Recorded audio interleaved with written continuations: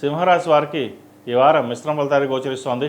జన్మరాశిలో కుజకేతువులు, అష్టమ శని, అదేవిధంగా ఏకాదశంలో గురువు కంబస్ట్ అవడం, ఏ పని చేసినా వెనక్కి వెళ్ళడం, ఆరోగ్యపరంగా ఇబ్బందులు రావడం, జీవిత భాగస్వామితో విభేదాలు రావడం, బంధువర్గంలో కావచ్చు, సహోదర వర్గం కావచ్చు, వ్యాపారంలో కావచ్చు, ఇటు సహోద్యోగులతో కావచ్చు, ఏదైనా సరే ఒక అడుగు ముందుకు వెళ్తే 10 అడుగులు వెనక్కి లాగడం జరుగుతుంది.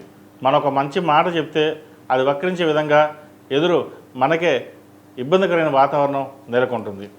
ఇటువంటి విషయంలో సాధ్యమైనంతవరకు మౌనంగా ఉండి మన పని మనం చేసుకోవడం చెప్పదగినది. వ్యాపార రీత్యా కూడా ఉన్న వ్యాపారాన్ని సక్రమంగా చేసుకోవడం చెప్పదగిన సూచన. లాభాలు బాగుంటాయి, కానీ అవి ఆవిరైపోతాయి. అది ఎలా ఖర్చు అవుతుందో, ఎలా వస్తుందో అలాగే ఖర్చు అవుతుంది.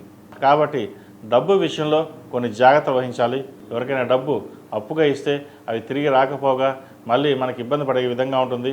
సాధ్యమైనంత వరకు షేర్ మార్కెట్ దూరంగా ఉండడం, వచ్చిన ధనాన్ని ఫిక్స్డ్ డిపాజిట్ అయినా లేదా నగల రూపైనా ఇన్వెస్ట్ చేయడం చెప్పదగిన సూచన. ఉద్యోగపరంగా చిన్న చిన్న ఇబ్బందులు ఉంటాయి. ఆరోగ్యం మటుకి జాగ్రత్త వహించాలి. జన్మరాశిలో కుజకేతువులు ఉన్నారు. చతుర్థాధిపతి భాగ్యాధిపతి అయిన కుజుడు రవి ఇంట్లో ఉన్నారు. ఎక్కువగా ఆవేశపూరితమైన రావడం, అలాగే కడుపులో బర్నింగ్ సెషన్ అనేది ఏర్పడడం, ఇటువంటివి ఏర్పడతాయి. కాబట్టి ఆరోగ్యం మటుకు జాగ్రత్త వహించాలి. సాధ్యమైనంతవరకు సాత్విక ఆహారం తీసుకోవడం చెప్పదగిన సూచన. ఈ రాశిలో నిర్మించిన విద్యార్థులకు అంత అనుకూలంగా లేదు. వచ్చిన అవకాశాలు చేజారిపోవడం, యుఎస్ వెళ్దాం అనుకుంటే అది రిజెక్ట్ అవ్వడం, యుఎస్లో ఉన్న వాళ్ళకి ఉద్యోగం రాకపోవడం, వచ్చినా అది ఏదో చిన్న చిన్న ఉద్యోగం రావడం మళ్ళీ పోవడం అనే అంశాల మీద ఎక్కువగా ఉంటుంది. వీసా చేదాకా వచ్చి చేజారిపోయిన భావన ఏర్పడుతుంది. అయితే వీరికి వీసా వచ్చే అవకాశాలు లేకపోలేదు.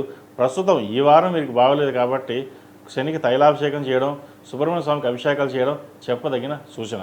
ఈ రాశిలో నిర్మించిన స్త్రీలకు వృత్తిపరంగా, వ్యాపారపరంగా సానుకూలంగా ఉన్నప్పటికీ అష్టమ శని కారణం చేత చిన్న చిన్న చికాకులు ఏర్పడతాయి. జీవిత భాగస్వామితో మాట్లాడేటప్పుడు జాగ్రత్త వహించాలి.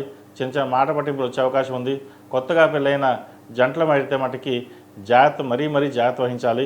కోపతాపాలకు దూరంగా ఉండడం, ఏదైనా గొడవలు వస్తే సామరస్యంగా ఇద్దరు పరిష్కరించుకోవడం చెప్పదగినది. ఈ రాశివారు ప్రతిరోజు ప్రతినిత్యం ఓం నమః శివాయతో దీపారాధన చేయడం, ముఖ్యంగా మంగళవారం నాడు రాహుకాలంలో రాహు దీపం పెట్టడం, అలాగే సుబ్రహ్మణ్య స్వామికి అభిషేకాలు, అష్టోత్తరం చేయడం చెప్పదగిన సూచన. ఈ రాశిలో నిర్మించిన వారికి కలిసి వచ్చే సంఖ్య 1, కలిసి వచ్చే రంగు తెలుపు. ఏదైనా పని మీద బయటకు వెళ్తే ఆదివారం కానీ శుక్రవారం అడగని వెళ్ళండి, మంచి ఫలితాలు సంప్రాప్తిస్తాయి.